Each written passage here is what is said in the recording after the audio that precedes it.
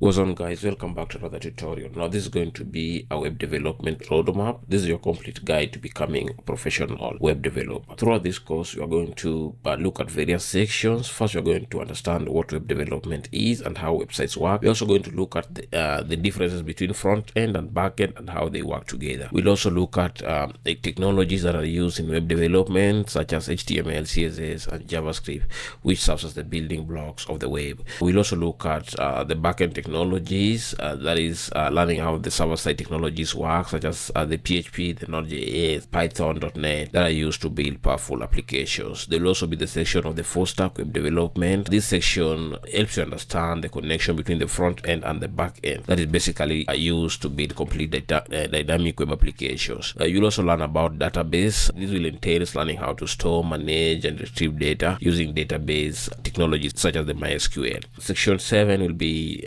learning some of the development tools. So you'll discover essential tools that will help you make your development faster, easier, and more efficient. We'll also provide you with a learning roadmap that is going to help you to follow. It's basically a step-by-step roadmap to help build your skills and become a confident developer. Lastly, we are going to review and provide you with key takeaways to help you plan your next steps to grow your career as a developer. The goal of this tutorial is that by the end of this roadmap, you'll be able to have a clear path and the right skills to become a confident and professional web developer. So the first thing we need to understand is what is web development. Web development is the process of building and maintaining websites and web applications that run on the internet. Such websites and web applications are not limited to e-commerce stores, blog and news websites, school and college portals, banking and finance systems, social media platforms, and business websites. The process of web development involves the following: designing the look and layout, adding interactivity and functionality of the websites, writing clean and efficient code, ensuring security and performance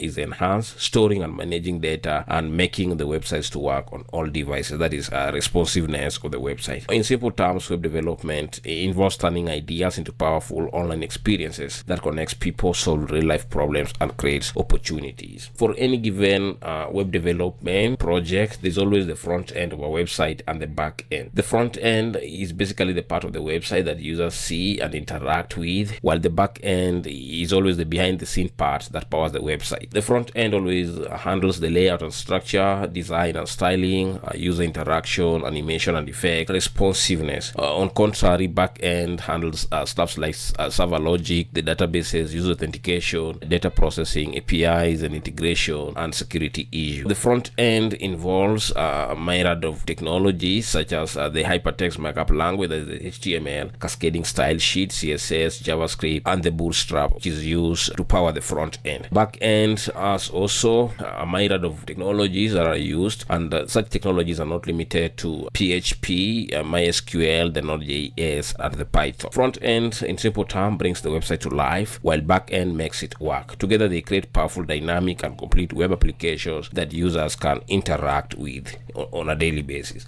Front-end technologies are so many, and some of them include HTML, and HTML is basically hypertext markup language, which is the standard markup language used to structure content on the web. It is basically used for creating things like headings, paragraphs, images, links, forms, and more. It gives the overall structure of the website layout. Then we also have the CSS, that is the cascading style sheets, which is generally used to style the layout of web pages, making the page more attractive and responsive. In general, it's used for coloring, working with fonts, spacing layouts, animations, and responsive design. And there's also the JavaScript, as a JS, a programming language that adds interactivity and dynamic behavior to web pages. It's basically used for form validation, sliders, creation of the model forms, fetching data, DOM manipulations, and more. Then Bootstrap, which is a popular CSS framework, helps developers to build responsive website, mobile first website faster, because it entails everything that you need. It just involves the use of various Bootstrap classes and IDs. It involves the use of pre-built components such as the grid system, responsive utilities, among others. There's also the Tailwind, which is another common front-end technology. It's basically a utility-first CSS framework for rapid building custom designs, and is used for fast, flexible, and highly customizable user interface. So these technologies work together to create everything users interact with daily, such as seeing, clicking, and experiencing in the browser. Backend technology include the PHP PHP, and PHP is a popular server-side scripting language which is used to build a dynamic website. Now, most people say that PHP is outdated, but I'm not for that opinion, because most of the websites are powered by PHP, including the common content management system such as the WordPress. So it's basically used for server-side scripting, form handling, session management, and more. There's also the Node.js, which is a JavaScript runtime that lets you run JavaScript code on the server side. I feel that Node.js is a very good technology that beginners can understand, especially once you master JavaScript, because it provides you the ability to run JavaScript's codes on the back end. It's basically used for building fast, scalable, and server-side applications and APIs. And there's also the upcoming Python, which is a powerful programming language used for backend development and beyond, such as learning machine, AIs, data analysis, among others. So in simple terms, Python is used in the backend for web frameworks, automation, data analysis, machine learning, and more. There's also the MySQL, which is a powerful relational database management system generally used to store manage data, such as retrieving, updating, deleting, among others. In short, MySQL technology is used for storing data, user information, products, posts, and more. There's also the PostgreSQL, which is an advanced open source relational database with more powerful and flexibility, used for complex applications such as large data sets and advanced database features. Lastly, there's also the REST APIs. That is application programming interface, which allows various applications to communicate over the internet. It's used for connecting front-end technology, or the front-end side of a website, and the back-end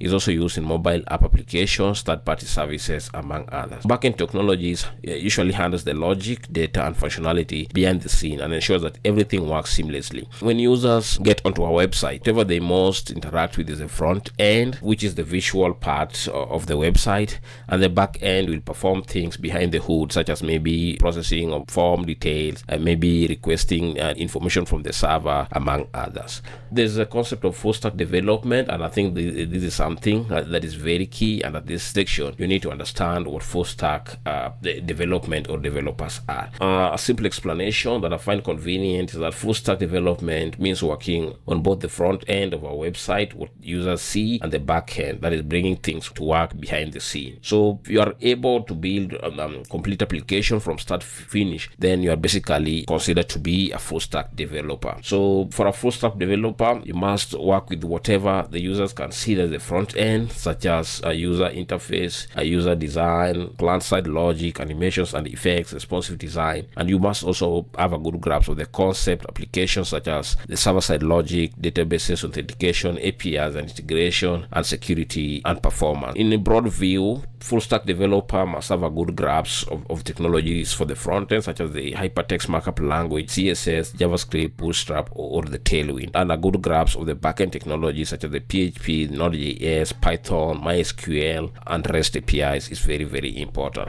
A full stack developer don't just write code, but they build solutions which help various companies or individuals to achieve their goals. Full stack developer can do the following. They are able to design beautiful user interfaces, code powerful backend system, manage databases and data, connect front-end and backend, and lastly deploy and maintain web applications. There are a few benefits of becoming a full stack developer. Rather, I would recommend that as a beginner who's just getting started with web development, then I wish that you just first consider maybe one aspect of web development, either the front end or the back end. Then later on you can evolve to become a full stack web developer. The key benefits of full stack includes building complete projects, working on diverse technologies. They're always on high demand in the job market, and there's always more opportunity, which leads to higher income.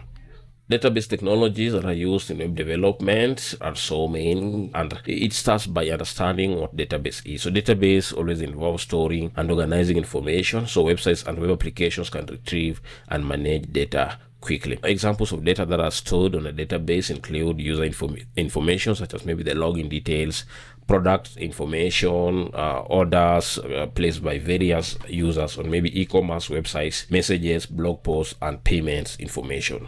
A typical website, full stack websites, work on the basis of user accessing the front end and then sending some information to the server. Then the server will have to go to access the database to retrieve the required information and provide the response. Take for instance a simple login website. So the user lands on the website, he or she types the information, and then then the information is sent to the server. The server is able to interact with the database to confirm if all the information is correct, and then it's going to give the response whether the user is logged in or is not able to log in. Popular database technologies include MySQL, which is fast, reliable, and widely used, especially with the PHP, and the PostgreSQL, which is powerful open source database for complex applications. There's also the MongoDB. This is an NoSQL database for modern flexible applications, especially when you're working with Node.js.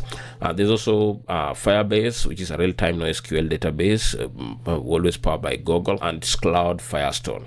There's also the SQLite. SQLite is a lightweight database perfect for mobile and small app applications. And lastly, there's also SQL Server, which is basically powered by Microsoft. So it's an enterprise-grade database that is usually managed and powered by Microsoft. There's always the question or contention of which database should a beginner learn. Now, in my opinion, I feel that beginners should just get started with MySQL because it's generally beginner-friendly. It's free and open source, fast and reliable, perfect, especially when working with PHP, because PHP is easy to learn. It's also an open source language, and then it's widely used and is used to power several web applications on the internet. There are so many development tools that you're going to use when you start your web development journey, and these tools are not limited to the following. So these tools will help you to build, test, deploy modern web application faster and efficiently.